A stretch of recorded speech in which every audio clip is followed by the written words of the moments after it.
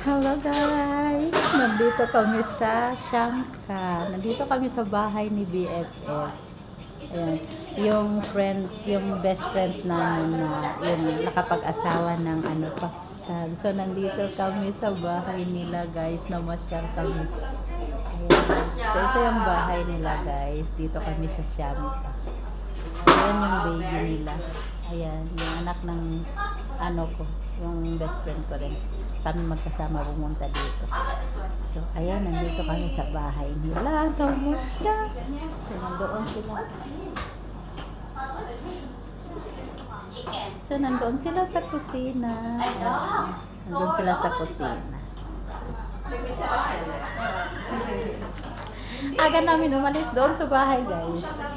Sinundo din kami ng BFF namin.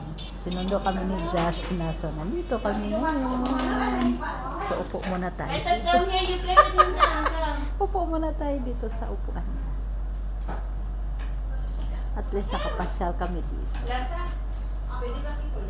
Ngayon lang kami nakapasyal dito, guys. Kasi malayo konti sa city.